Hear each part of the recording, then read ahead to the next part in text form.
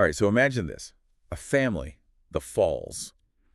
And they're like this mix of heartwarming and, wait, what? Kind of like if you cross, I don't know, like a royal family drama with a sprinkle of, I guess, magical realism. It is, yeah, like Yeah. looking into a regular family, you know? But then you see there's so much more going on under the surface. Yeah, totally. So Yeah. we've got Bernadette, the mom. She's a chef, Yeah. runs her own restaurant, and she's trying to keep it all together.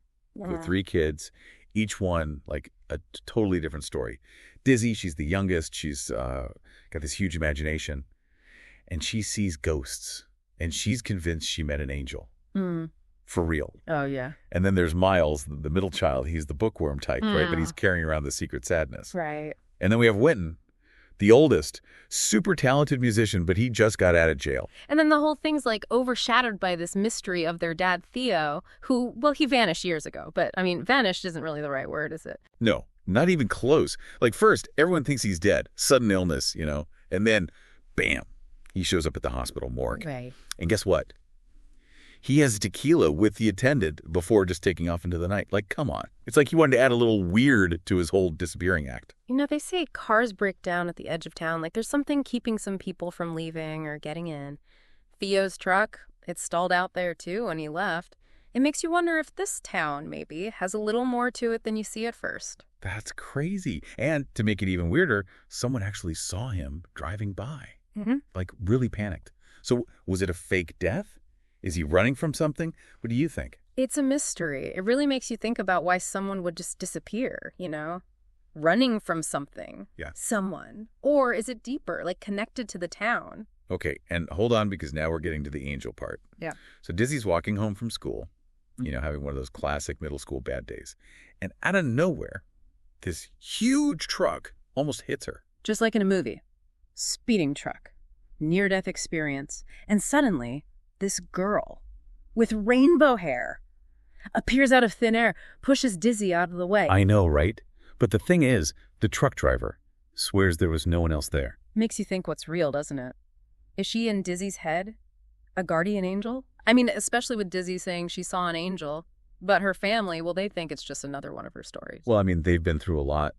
And Dizzy, she does see things a bit differently. I mean, she has synesthesia. You know, she smells as colors. It's like her world has this extra layer of, like, magic built in. Absolutely. She experiences the world differently. Her reality has all these elements to it. It really blurs what's real and what's imagined. Right. And the way the siblings all deal with their dad's absence, it's so different. Dizzy with her fantasies, Miles just hides in books. And Winton, well, he's on a different path. It shows you who they are, doesn't it? Dizzy's imagination, Miles keeping everything inside, and Winton, impulsive even with all his talent. They all share this loss but deal with it in such different ways. And their mom, Bernadette, running a restaurant, grieving, trying to be strong for everyone, reading her unsent letters. It's like seeing her heart on the page. Love for her kids, missing Theo, even her feelings about food. It's all there. Yeah, those letters show a lot, how much she loves her kids, the worry for Miles, who keeps everything bottled up, and the longing for Theo adds another layer to their whole story. Speaking of complicated, there's Winton. He wants to make it as a musician so badly, but he makes some choices, you know? Yeah. Like stealing his mom's engagement ring to buy a new violin bow. That's kind of sad, you know? Like how desperate he is. It shows his drive, but also his impulsiveness, and how tough things are between him and his mom. He's trying to make it, but sometimes it backfires. But there's good in him, too, you know? He sells his motorcycle, the one he loved, to buy the ring back. Like he's trying to fix things.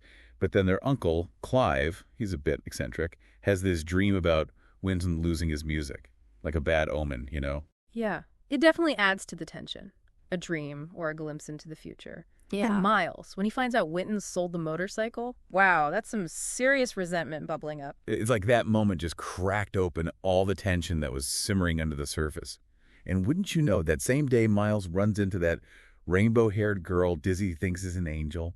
Turns out her name's Cassidy, and she's sleeping in her old truck. Like fate, right. And Miles, he's drawn to her, which is, like, so unlike him, being so quiet usually. And she's dropping these deep thoughts like it's nothing. He's trying to figure out his own life, and she hits him with this quote tattooed on her arm. If the path before you is clear, you're probably on someone else's. I mean, what does it all mean? I think it speaks to what's going on inside of Miles. He's on this path to success, but it's not making him happy. And Cassidy, She's like a challenge to question everything. Maybe even choose a different way, even if it's not the usual one, if it means finding real happiness. It's like she's a walking, talking reminder that we don't have to just follow the path that's laid out for us. We can make our own. We left off with Miles, like, totally captivated by Cassidy. So unlike him being so drawn to someone, especially someone with rainbow hair living in a truck full of books. Right. Like he sees something in her. You know, something he's been looking for but didn't even realize it. He's always felt like he didn't belong, like he was living someone else's life, you know. And then there's Cassidy. She seems kind of lost too, but she has this energy about her. It's like they were supposed to meet. And she just casually drops these super deep thoughts.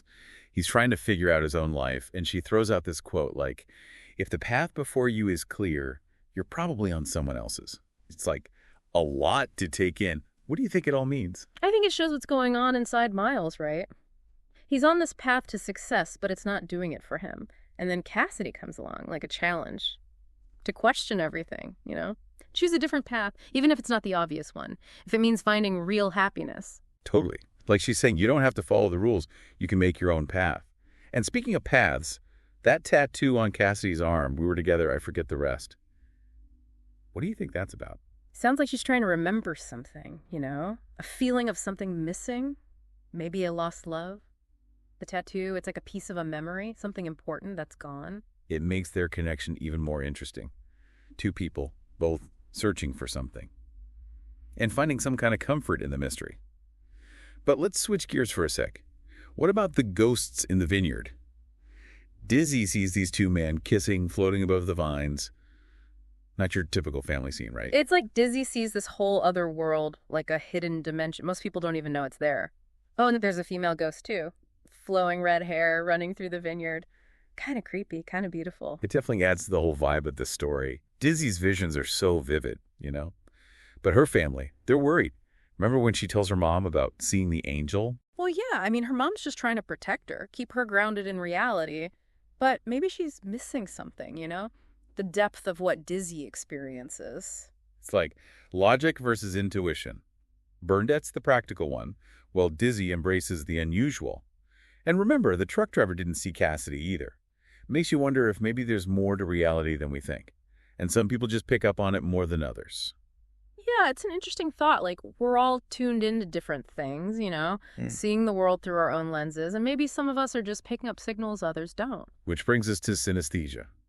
We know Dizzy sees smells as colors, but Miles, he experiences it too, but differently. He sees words as colors. Can you imagine reading a book and seeing a whole spectrum of colors along with the story? Yeah, it's like having a whole extra sense, right? Totally. And speaking of different perspectives, let's get back to the falls. The tension between those siblings, especially Miles and Winton, you could cut it with a knife. They're so different, right? Winton thinks Miles is the golden child, always getting the praise. Miles, he sees Winton as reckless, like a danger to their mom's happiness. It's like the classic sibling rivalry, but like amplified. It's like they're oil and water. Winton, impulsive, always wanting attention. Miles, more thoughtful, prefers to be alone.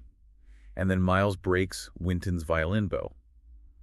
That was intense. It wasn't just about the motorcycle, was it? No way. That bow, it's Winton's passion, his lifeline. Miles breaking it. That's like attacking who Winton is. It shows how deep the anger and hurt goes. And did you notice the ghosts? They were there during that scene, like they're watching this family drama play out again and again, this cycle of conflict that keeps repeating. Yeah, it adds another layer, right? It's like they're holding the memories of the family, all the good and bad, the ups and downs. Like the vineyard itself is soaked in their history. But back to Miles. He's dealing with something more than just teenage stuff. You can feel it, right? The depression. He feels alone, overwhelmed, even talks about wanting to switch heads with someone. It's really sad, like he just doesn't fit in. And he's trying to deal with it, but nothing works. The books, running, even his connection with Sandro, he's at his limit.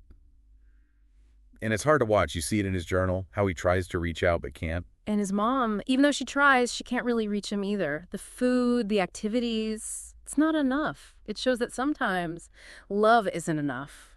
When someone's fighting their own demons, you know? And in Bernadette's letters to Miles, you can feel her helplessness. She wants to help, but she doesn't know how. It reminds you that parents, even the best ones, don't always have the answers. Yeah, being a parent, it's tough. You make mistakes. Sometimes there just aren't easy solutions. So hey, let's not end on a downer. Remember Dizzy's will.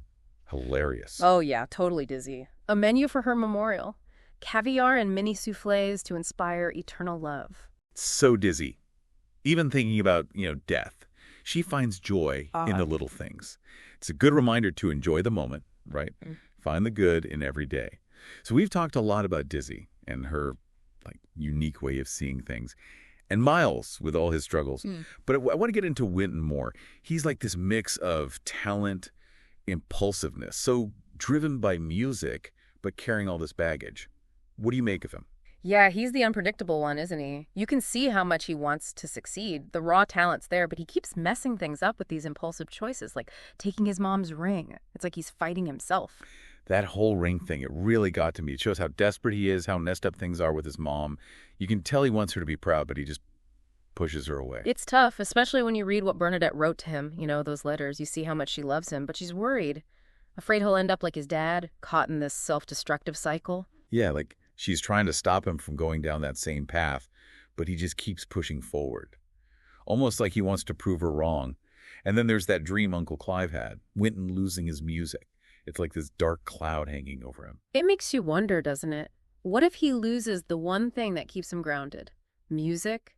It's everything to him. His escape, his connection to the world. Without it, who would he be?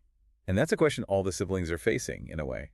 They're all trying to find their place, understand their past, figure out their future, but they're going about it so differently. It's like they're all on these different paths, but connected by the same story. All this loss and longing, and then Cassidy shows up, like shaking things up. It's almost like she's the key to them healing, Yeah, she's like this force of nature, changing their routines, making them see things differently. For Dizzy, she's an angel, a sign of hope. Miles, he's drawn to her mystery. And Winton, he's smitten, sees her as this kindred spirit, another rebel. And she connects with each of them in such a personal way. It's like she just gets them, their needs, their desires. She reflects their hopes, their fears, everything. And she doesn't give them the answers, but she pushes them to ask the right questions, to think differently, to embrace the unknown. Like she's saying, it's okay to go off the beaten path. Make your own way. And being around her, they start to see themselves and each other differently. Like walls break down, they connect, and they start to heal. They find their own voices, their own truths. It's pretty amazing to see. Totally. It just shows that even when things are rough, when life throws you a curveball, there's always room to grow, to change, to find your own way. The Falls, with all their baggage and quirks, they remind us that life is messy, unpredictable, full of surprises. It's a mix of happiness and sadness, hope and despair, love and loss. And as we leave them, there's this feeling of hope, like they're about to start a new chapter. They face their fears, question their beliefs, and come out stronger, more connected, and with a better sense of who they are. Their story shows how strong we can be, how powerful connections are, and how hope never really goes away. It's been such a trip exploring the world of the Falls. We've seen ghosts, angels, and so much more. What are your final thoughts? What stuck with you the most? We hope you'll take some time to think about what we've talked about. Family, how we deal with things, the power of believing, and finding your place in the world. How do these things connect to your own life? Remember, life's a journey, not a race. Don't be afraid to take detours, find the beauty in the chaos, and always keep searching for your own path. Thanks for joining us on this deep dive into the Fall family.